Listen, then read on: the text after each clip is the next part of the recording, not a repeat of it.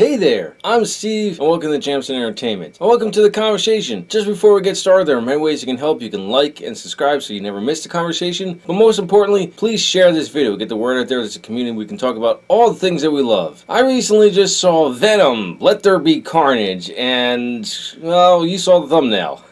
I'm sorry I paid full price or even viewed Venom Let There Be Carnage. This movie's a mess. What's really shocking, this was directed by Andy Serkis. For those of you who don't know who Andy Serkis is, he is like the master of motion capture for a lot of the most recent famous digital characters. Notably Gollum. I mean, he like pioneered motion capture. I mean, I'm sure there was in the past, but he took it to the next level. And he has done some like acting where it's just him, notably he's Claw in the MCU, and before watching this, just because it was suggested to me on YouTube, I watched Andy Serkis talk about how the special effects worked for Venom Let There Be Carnage. I didn't know he was a director. I thought he was Venom because he's known for playing digital characters. Andy Serkis, I hope you've directed other movies that are good, because unfortunately this doesn't know what it wants to do. This movie just has things that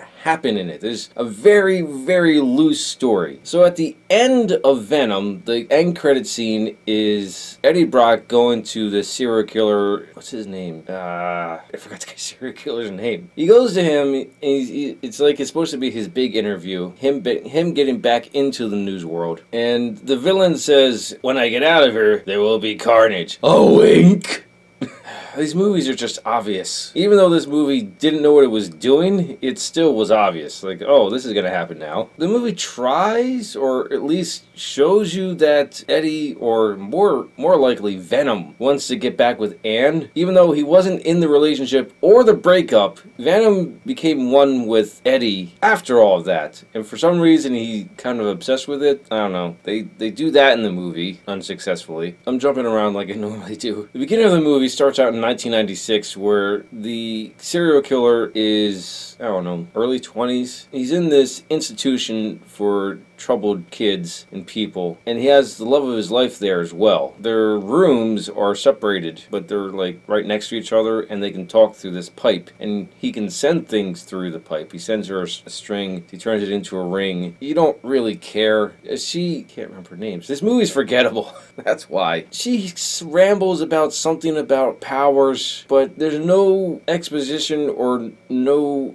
visuals showing that this is a place for people with abilities. The serial killer doesn't have abilities until he gets Carnage. Apparently, after talking to my friends, this is how Carnage is born. Carnage is supposed to be the offspring of Venom, and Eddie interviews the serial killer a few times through the movie, and at one point the serial killer gets a hold of Eddie and bites him, and he notices something different about his blood, and Carnage is born! Comic books! And then from there, the movie just kind of stumbles along until you get to the big end battle. And again, I'm not going to give any spoilers, even though there's really nothing to spoil. And there's, again, Venom doesn't use his abilities. He's just like straight up brawling with Carnage. And Carnage is doing all these amazing things. I just don't get it. And Eddie is still a loser. He's supposed to be an investigative journalist. You saw him do that in Venom. After like the first interview in this movie with the serial killer, Eddie can't seem to figure out what the serial killer is telling him. He's talking to him in such a way where he's giving him all the information, but Eddie can't figure it out. Venom tells Eddie to turn and look. So the serial killer is held out in a cage outside of his room. The door is wide open, and Venom just tells him, look inside the room. And Venom apparently has a brilliant memory. So when they get back to the apartment, he starts drawing all this stuff for Eddie, and Eddie just can't figure it out. It was like, he's supposed to be an investigative journalist!